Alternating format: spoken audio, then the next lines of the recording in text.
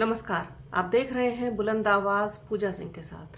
दोस्तों, स्वागत है आप सभी का आज के इस नए वीडियो में। कल से चर्चा सिर्फ और सिर्फ बंगाल की है।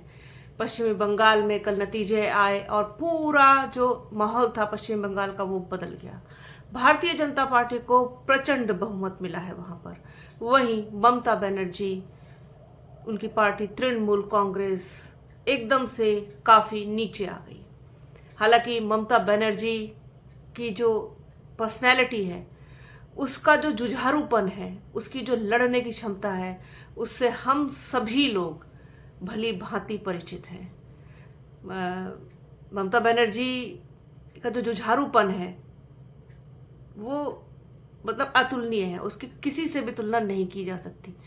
जो महिला संघर्षों से निकल के आई हो, जिसने खुद को बनाया, खुद को प्रूव किया, वो इतनी आसानी से हार तो नहीं मानने वालों में से है।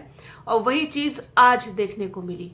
ममता बनर्जी ने प्रेस कॉन्फ्रेंस आयोजित की आज शाम को। प्रेस वालों को बुलाया और प्रेस के सामने उन्होंने सारी चीजें रखी। मतलब जो आरोप उन्होंने चुनाव आयोग पर, साथ ही साथ भारतीय जनता पार्टी पर लगाए हैं, वो बेहद चौंकाने वाले हैं और बहुत ही ज्यादा क्यूरोसिटी बढ़ा देते हैं लोगों की कि आखिरकार ये हुआ क्या। कई फैक्टर्स मुझे लगता है कि बंगाल में काम किए। हालांकि इस पर और एक्सप्लेन हम करेंगे आगे चल करके, लेकिन ये खबर बहुत इंपॉर्टेंट थी जो आज निकल के आई है प्रेस कॉन्फ्रेंस में। ममता बनर्जी ने साफ तौर पर कहा है कि वो इस्तीफा नहीं देंगी। शेर की तरह लड़ूंगी लेकिन इस्तीफा नहीं दूंगी, ये कहना है ममता बनर्जी का। उन्होंने चुनाव आयोग पर बड़ा आरोप लगाया। उन्होंने साफ तौर पर कहा कि हम हारे नहीं हैं, हमें हराया गया है। चुनाव में हमें मतलब पूरी तरीके से एक कहना चाहिए ना, एक जैम पैक जैसा कर दिया गया, वैसा किया गया। पूरी मनमानी चुनाव आयोग ने वहां पर की, चाहे वो एसआईआर को लेकर के हो या फिर आपका जिस दिन काउंटिंग हो रही थी उस दिन को लेकर के हो कि किस तरीके से स्लो काउंटिंग कराई गई। ममता बनर्जी को स्ट्रांग रूम के अंदर भी नहीं जाने दिया गया। उनके साथ कुछ लोगों ने हाथापाई भी की। उनका तो ये भी आरोप है ममता बनर्जी का कि उनको लात तक मारी गई। ये सारी चीजें उन्होंने कही हैं, प्रेस के सामने अपना पूरा पक्ष रखा है। इसी बीच बड़ी खबरें निकल के सामने आ रही हैं इन्हीं सब चीजों से रिलेटेड, जैसे कि समाजवादी पार्टी के राष्ट्रीय अध्यक्ष और उत्तर प्रदेश के पूर्व मुख्यमंत्री अखिलेश यादव जाएंगे ममता बनर्जी से मिलने के लिए। कल जाने वाले तो वो आज थे, लेकिन आज वो किसी कारण नहीं गए हैं, कल जाएंगे मिलने के लिए।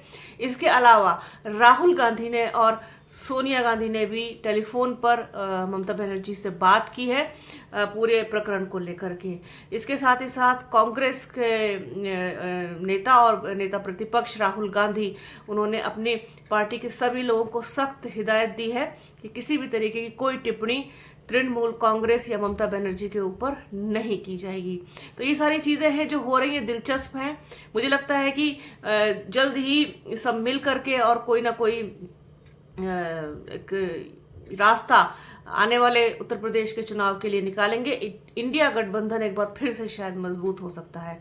लेकिन आज ममता बनर्जी ने जिस तरीके से कहा कि वो इस्तीफा नहीं देंगी, वो शेर की तरह लड़ेंगी, और जिस तरीके से पूरा चुनाव चुराया गया है और वो किसी भी कीमत पर मानने को तैयार नहीं है कि इतनी कम सीटें टीएमसी को मिलेंगी, ये वो कतई भी मानने को तैयार नहीं है। और यही चीजें उन्होंने सारी कही हैं अपनी प्रेस कॉन्फ्रेंस में। उनका जो लड़ने का तरीका है और जो जुझारूपन है, जिस मेहनत के साथ वो पूरा लड़ती आई हैं, क्योंकि 3 बार वेस्ट बंगाल में चीफ मिनिस्टर रहना कोई छोटी मोटी बात नहीं है और ना ही कोई आसान काम है। मैं मान सकती हूँ कि एंटी इनकम्बेंसी होगी या फिर बहुत सारे फैक्टर्स हो सकते हैं इसमें। एसआईआर ने भी प्रभाव डाला होगा, और फिर जिस तरीके से एक टाइट पूरी व्यवस्था की गई थी कि वहां पर जितने भी जो केंद्रीय पुलिस बल हैं वो भी तैनात थे। इसके अलावा बाहर से भी अधिकारियों को बुलाया गया था। बहुत सारी चीजें हुई थी, तो उन सब ने मुझे लगता है कि मिलकर के एक इस तरीके का जो सिचुएशन थी उसको जन्म दिया होगा। कुल मिलाकर के ममता बनर्जी का साफ तौर पर कहना है कि उनको ये हार स्वीकार नहीं है। इसके लिए वो लड़ेंगी, अंतिम क्षण तक लड़ेंगी और आखिरी दम तक लड़ेंगी। जिस तरीके से उनका जो संवैधानिक हक है उसको छीनने की कोशिश की गई है, उसके लिए वो न्यायालय का भी सहारा लेंगी और बहुत सारी चीजें उन्होंने कही है, क्योंकि इतनी कम सीटें टीएमसी की आना वो इसको स्वीकार करने को तैयार नहीं है। अब जब वो उन्होंने साफ तौर पर ये कहा है कि वो इस्तीफा नहीं देंगी, तो ऐसे में अब क्या हो सकता है, क्या होगा, उस पर एक सरसरी तौर पर नजर डालते हैं। ममता बनर्जी ने चुनाव आयोग पर बीजेपी के साथ मिलकर धांधली करने का आरोप लगाते हुए मुख्यमंत्री के पद से इस्तीफा देने से इनकार कर दिया है। ऐसे में क्या हो सकता है?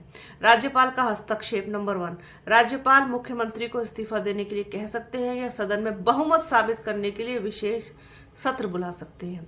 दूसरा है अविश्वास प्रस्ताव। नई विधानसभा के गठन के बाद यदि मुख्यमंत्री सदन में बहुमत खो देते हैं तो अविश्वास प्रस्ताव लाकर उन्हें हटाया जा सकता है। तीसरा है संवैधानिक संकट की स्थिति। यदि मुख्यमंत्री पद छोड़ने से पूरी तरह से इनकार करते हैं तो राज्यपाल राष्ट्रपति को रिपोर्ट भेजकर बंगाल में राष्ट्रपति शासन लगाने की सिफारिश कर सकते हैं। आखिरी है, चौथा है न्यायिक समीक्षा। इस गतिरोध के समाधान के लिए मामला अदालत में जा सकता है, जहां संविधान के अनुसार अंतिम निर्णय लिया जाता है। तो ये कंडीशंस हैं, अगर वो इस्तीफा नहीं देती हैं तो ये चीजें हो सकती हैं। बहरहाल बहुत ही कहना चाहिए कि चर्चा का माहौल कल से अब तक बंगाल के लिए, अभी आगे आने वाले समय में भी आप देखेंगे कि बंगाल की चर्चा यहीं खत्म नहीं होगी। पश्चिमी बंगाल में तृणमूल कांग्रेस इतनी आसानी से अपनी हार को स्वीकार करने की कतई भी इच्छुक नहीं है। वो अंतिम क्षण तक, अंतिम समय तक लड़ेंगे और जैसा कि बताया गया है कि ये हो सकता है, अब इनमें से देखते हैं क्या होता है। कुछ चीजें बदलेंगी भी, हो सकता है कि कल कुछ और कंडीशन हो जाए, कोई और सिचुएशन हो जाए और ममता बनर्जी का इस्तीफा ही आ जाए। बहरहाल अभी तो उन्होंने यही कहा है कि वो इस्तीफा नहीं देंगी, शेर की तरह लड़ेंगी। और उनके जो एक जुझारूपन कह लीजिए, उनका जो लड़ने का तरीका कह लीजिए, उनका जो संघर्ष कह लीजिए, वो ममता बनर्जी को ममता बनर्जी बनाता है और ममता दीदी बनाता है।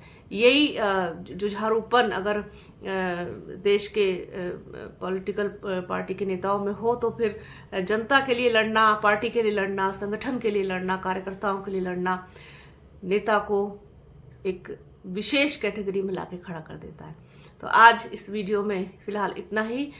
ममता बनर्जी ने प्रेस कॉन्फ्रेंस की है, अपना पक्ष रखा है, अपनी बात रखी है और साथ ही साथ चुनाव आयोग पर गंभीर आरोप लगाए हैं। तो जैसे ही कोई और अपडेट मिलेगी मुझे इससे रिलेटेड आप लोगों के साथ ज़रूर शेयर करूंगी। तो बने रहिए हमारे चैनल के साथ। हमारे चैनल को लाइक, शेयर, सब्सक्राइब कीजिए। बेल आइकन घंटी जैसी आकृति ज़रूर दबाइएगा, जिससे कि आने वाली वीडियो का नोटिफिकेशन आपको मिल सके। अपना और अपनों का बहुत ख्याल रखिए। जल्द मिलूंगी आपसे एक नए वीडियो में, एक नए मुद्दे के साथ, एक नई चर्चा में। तब तक के लिए जय हिंद।